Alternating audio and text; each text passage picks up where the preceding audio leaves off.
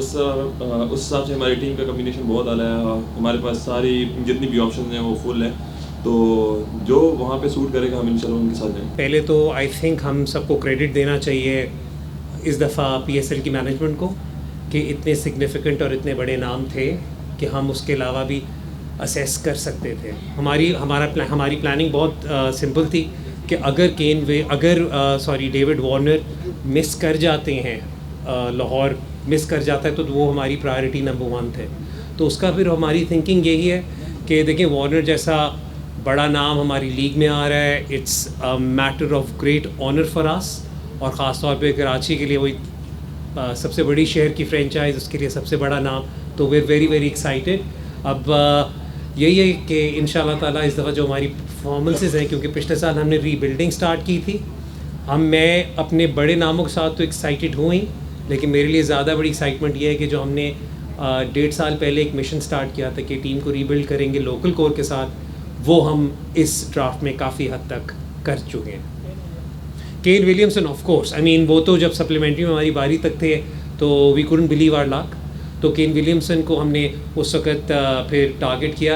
लेकिन मैं सबको ये भी बताता चलूँ, केन विलियमसन की अभी पार्शियल अवेलेबिलिटी है, वो शुरू में कुछ ज़ाती कमिटमेंट्स की वजह से वो थोड़ा सा लेट ज्वाइन करेंगे, लेकिन हम भी just couldn't let go of someone like Kane Williamson. जी जुल्करनैन भाई।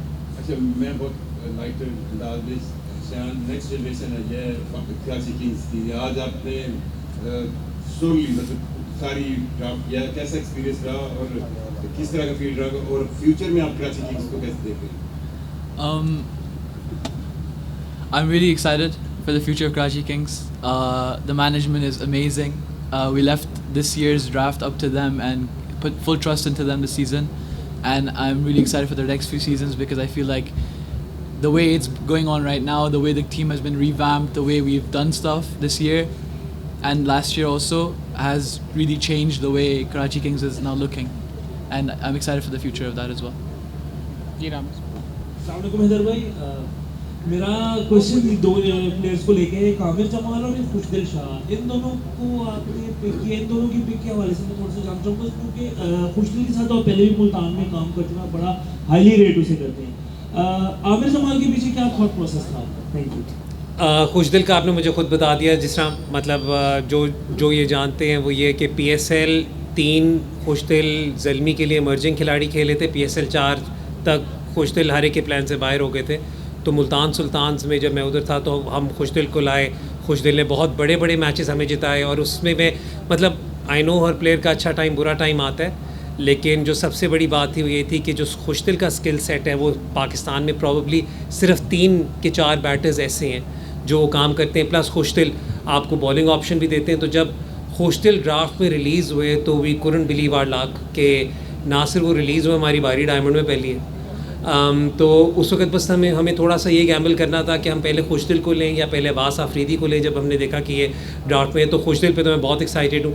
आमिर जमाल का भी ये था कि देखें, जब हमारी गोल्ड की बारी भी ज़रा पीछे थी, तो जब आपको पाकिस्तान का एक इतना इस्टेब्लिश्ड इंटरनेशनल क्रिकेटर मिले, और आप ये भी देखें कि हम अपनी लोकल कोर पे फोकस था हमारा, तो उसमें फिर हमें Aamir Jamal diamond level player जो हमें गोल्ड में मिल रहा हो, तो we had to take that opportunity. ख़ास तौर पर जब आप देखें कि आमिर जमाल आपको बैट से भी बहुत कुछ ऑफ़र करते हैं, बॉलिंग से भी बहुत कुछ करते हैं, और सबसे बड़ी बात सेम इलाके के शायद नहीं, हाँ, तो ये एक बहुत ये इरफान के लिए ये वो इरफान की पिक है, डन हो गया।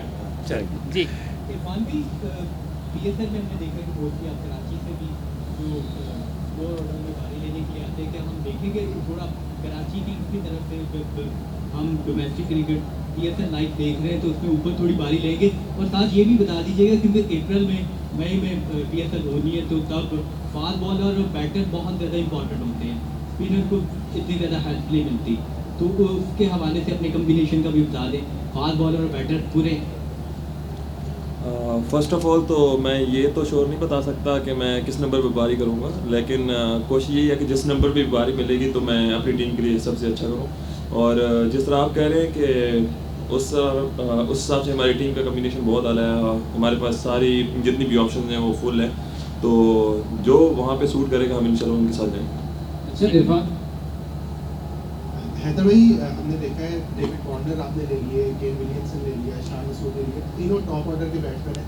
तो कहीं आपने अपने लिए खुद के लिए मुश्किल क्रिएट तो नहीं कर ली कि किसको खिलाना है? साथ नीचे अगर हम आमिर जमाल और हसन अली को देखें, वो भी सेम लाइक प्लेयर्स हैं, तो कहीं आपने अपनी मुश्किल तो नहीं क्रिएट कर ली कि किसको प्लेइंग लेवल पे लाना है, किसको ड्रॉप करना है? वो नहीं, अंग्रेज़ी में कहते हैं गुड हेडेक टू हैव।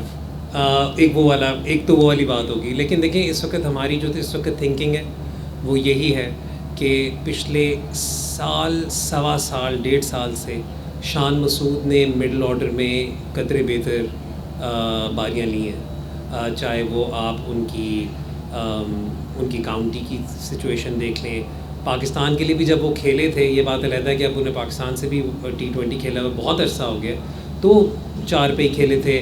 फिर उसके बाद आप जो अभी रिसेंटली हैम्पशायर था उसमें भी 4 नंबर पे खेले थे। तो हम लोग इस वक्त इस फ्रेम ऑफ माइंड के साथ थे कि हम शान पर, और अगेन उन्होंने एक बात की, मैं उसी को ज़रा थोड़ा सा यहाँ पे भी करता चलूँगा, हम थोड़ा सा एक्सपेक्ट कर रहे हैं अप्रैल मई में ड्रायर विकेट्स, ड्रायर कंडीशंस, जहाँ पे बीच में अगर हमें शान मसूद एक लेफ़्ट हैंड ऑप्शन देते हैं तो हम फिर काफ़ी हद तक कुछ चीज़ें सिक्योर कर सकते हैं। प्लस लेफ़्ट राइट का कॉम्बिनेशन हमें थ्रू आउट मिल रहा है। तो हम लोग उस सेंस में हमारे प्लेयर्स बहुत फ्लेक्सिबल हैं। Warner, Vince, Seifert, Kane Williamson, इनमें से जो भी खेल रहा हो, हमने एडम मिलने को भी टारगेट किया हुआ है। तो हमने बस अपनी बेसिस कवर की हैं। प्राइमरली थिंकिंग यही है कि टॉप ऑर्डर जो होगा तो फ़ौरन होगा, और मिडल में अब आप ये भी देख लें कि क्योंकि खुशदिल भी हैं, इरफान भी हैं, अरफात भी हैं, और अगर हमें कहीं पर ज़रूरत पड़े 4 सीमर्स खिलाने की तो आमिर जमाल भी हैं। तो आमिर जमाल और मैं हसन को थोड़ा सा डिफरेंट रखूँगा, क्योंकि आमिर जमाल शायद आपको बैटिंग में कदरे ज़रा ज़्यादा देते हैं, जबकि हसन पिछले साल आई नो उनकी परफॉर्मेंसेस अंडर द रेडार चली जाती हैं, बट आप किसी भी मेजर से अगर देखें तो पिछले साल he was one of the top 6 performers of the PSL। तो वेर वेल कवर्ड अल्हम्दुलिल्लाह सेंस है। Second last question. अच्छा इरफान, मेरा आपसे सवाल है कि आप अभी अपनी कैटेगरी से सेटिस्फाइड हैं, जिस कैटेगरी में फॉल कर रहे हैं, और दूसरा कि कोई ऐसा प्लेयर जो कि आप समझते थे कि काश ये प्लेयर कराची में होता और आप लोग उन्हें पिक नहीं कर सके? फ़र्स्ट ऑफ ऑल तो मेरे ख्याल में इमर्जिंग के बाद जो कैटेगरी होती है सबसे बड़ी यही होती है गोल्ड, और इतना ही जंप होता है 2 स्टेप भी। और कुछ प्लेयर्स देखें, जितने भी हमने चूज़ करने थे उनमें से मोस्टली हमने चूज़ किए, और 1-2 हैं जिनमें फ़हीम भाई थे और एक आधा और था जिनको हम कोशिश हमारी यही थी कि हम उनको पिक करें, लेकिन उनकी रिप्लेसमेंट में हमें अच्छे प्लेयर्स मिले। Last question. मैं यहाँ पर एक वही वाली चीज़ जो इरफान ने की, मैं उसे एलैबोरेट कर दूँ। जो आपके PSL के कवानीन है उसमें ये होता है कि जब आपका इमर्जिंग खिलाड़ी जो होता है, जब वो इमर्जिंग से निकलता है तो वो अमूमन सिल्वर तक जाता है और वो मैक्सिमम गोल्ड तक जा सकता है, उससे ऊपर जा नहीं सकता।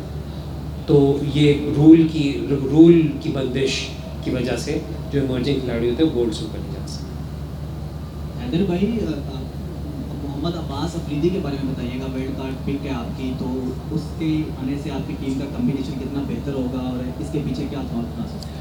सबसे पहले तो इसमें सबसे बड़ा थॉट प्रोसेस तो ये था कि ये काफ़ी हद तक वो एक होम कमिंग है मोहम्मद अब्बास अफरीदी की, क्योंकि अब्बास अफरीदी ने अपना PSL का करियर कराची किंग्स के साथ as an emerging player start किया था।